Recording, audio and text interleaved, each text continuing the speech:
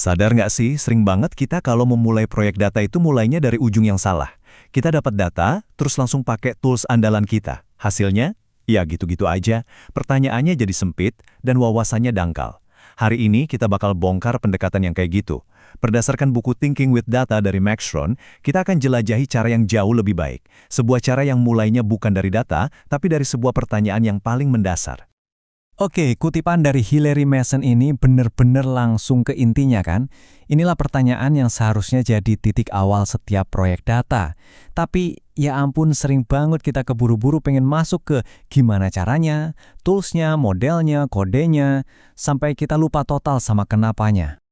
Nah, ini dia yang namanya jebakan data. Ini tuh siklus yang kayaknya familiar banget buat banyak orang. Kita dapat data, kita ambil alat favorit kita, mau itu Python, R, atau bahkan ya Excel sekalipun, dan kita mulai utak-atik cari sesuatu. Masalahnya, pendekatan ini hampir selalu membawa kita ke hasil yang nggak mengejutkan dan jujur aja kurang berdampak. Coba deh lihat perbandingan di slide ini, kontras banget kan? Di sebelah kiri, itu dia jebakannya.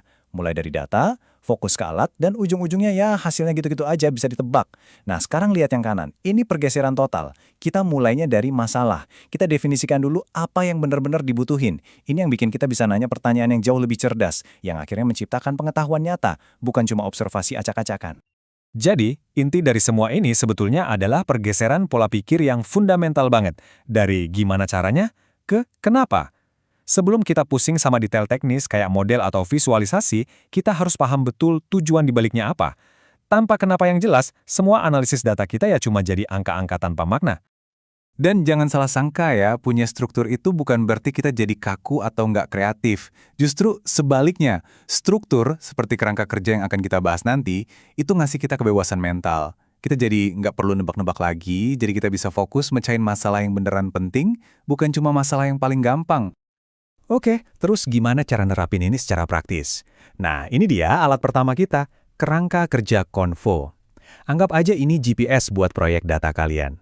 Ini yang bakal mastiin kalian nggak nyasar di tengah jalan, sibuk sama detail teknis, padahal tujuannya aja belum jelas. Convo, ini singkatan dari 4 komponen kunci, konteks, kebutuhan, visi, dan hasil akhir. Tapi ini bukan cuma checklist loh, ini tuh kerangka naratif, kerangka cerita. Setiap proyek data yang sukses, itu pada dasarnya lagi menceritakan sebuah kisah yang meyakinkan, dan Convo ini bantu kita nyusun alur ceritanya dari awal sampai akhir. Yuk kita bedah satu persatu. Pertama, konteks. Ini soal gambaran besarnya. Siapa aja sih orang-orang yang terlibat? Apa tujuan besar dari organisasi ini? Dengan paham konteksnya, kerjaan kita jadi punya bingkai yang lebih besar. Dan kita bisa mastiin apa yang kita lakuin itu sejalan sama misi utamanya. Selanjutnya, kebutuhan. Dan slide ini benar-benar nunjukin poin krusialnya. Kebutuhan itu bukan, bikinin gue dashboard dong, atau saya butuh model prediktif. Itu mah solusi, bukan kebutuhan. Kebutuhan yang sebenarnya itu adalah lubang dalam pengetahuan kita. Masalah apa sih yang bakal beres kalau kita punya pemahaman yang lebih baik?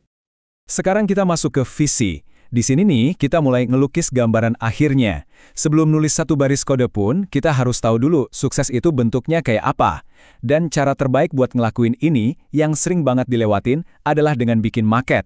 Gak perlu ribet, bahkan beberapa kalimat atau sketsa coret-coret di papan tulis itu bisa ngasih kejelasan yang luar biasa. Coba deh lihat contoh ini. Kelihatannya sepele ya, cuma satu kalimat. Tapi ini tuh maket yang kuat banget. Kalimat ini mendefinisikan bentuk jawaban yang lagi kita cari itu seperti apa. Dengan punya visi yang sejelas ini, seluruh proses analisis kita jadi jauh lebih fokus. Kita jadi tahu persis apa yang mau kita buktikan atau sanggah. Dan terakhir, hasil akhir. Ini tuh soal, terus apa? Setelah kerjaan teknis kita selesai, gimana hasil temuan ini bakal dipakai di dalam alur kerja sehari-hari? Siapa yang bakal gunain? Dan gimana kita ngukur dampaknya di dunia nyata?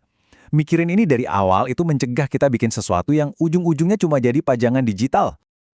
Oke, jadi Convo udah kasih kita peta yang jelas buat proyek kita. Kita tahu mau kemana, tapi pas datanya udah di tangan, gimana cara kita ngomonginnya biar meyakinkan? Gimana caranya kita mengubah tumpukan angka jadi pengetahuan? Nah, disinilah kerangka kerja kedua kita masuk, seni membangun argumen.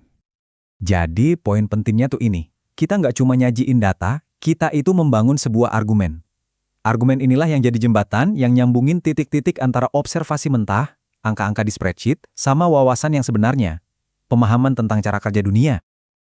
Setiap argumen data yang kuat itu dibangun di atas 3 pilar ini. Pertama, ada klaim. Ini kesimpulan utama Anda, pernyataan yang pengen Anda buktiin. Terus, Anda butuh bukti. Ini data Anda yang udah diolah bisa dalam bentuk grafik yang keren atau model statistik. Dan yang paling penting, ada justifikasi. Ini tuh lem logisnya, yang ngejelasin kenapa bukti Anda itu benar-benar mendukung klaim Anda. Tanpa justifikasi, kita cuma punya fakta-fakta yang berserakan.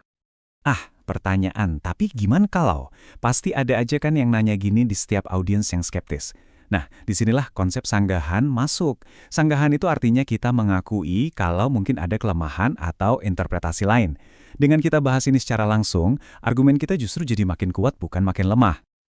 Jadi, yuk kita satuin semuanya. Dengan pakai kerangka kerja kayak Convo dan cara berpikir berbasis argumen, kita mengubah pekerjaan kita. Kita beralih dari yang tadinya cuma tukang hitung, jadi seorang pemikir yang pakai data sebagai alat untuk bernalar. Slide ini nunjukin perbedaannya jelas banget. Lihat deh, yang kiri pendekatannya fokus ke alat, kayak membuat regresi logistik. Yang sebenarnya itu cuma teknik statistik, tapi nggak ngasih tahu kita kenapanya. Sekarang bandingin sama yang kanan, dengan kerangka Convo, tujuannya jelas banget, nyambung langsung ke tujuan bisnis, dan orientasinya ke hasil nyata. Ini bedanya antara cuma ngitung sama benar-benar mecahin masalah. Dan inilah hasil akhirnya yang keren banget. Semua pemikiran di awal, paham konteks, definisiin kebutuhan, itu nggak bikin kerjaan kita jadi lebih rumit. Justru sebaliknya. Ini membawa kita pada kesederhanaan yang cerdas. Solusi yang paling elegan dan kuat itu seringnya yang paling simpel, karena dia lahir dari pemahaman yang mendalam tentang masalah yang sebenarnya. Jadi, inilah pertanyaan untuk Anda bawa pulang. Saat Anda memulai proyek data berikutnya, Anda mau mulai dari mana? Apakah Anda akan langsung terjun ke spreadsheet dan kode? Atau Anda akan mundur sejenak, tarik napas, dan memulai percakapan Anda, convo Anda? Pilihan itu bisa jadi penentu antara wawasan yang biasa-biasa aja dan pengetahuan yang bisa mengubah segalanya.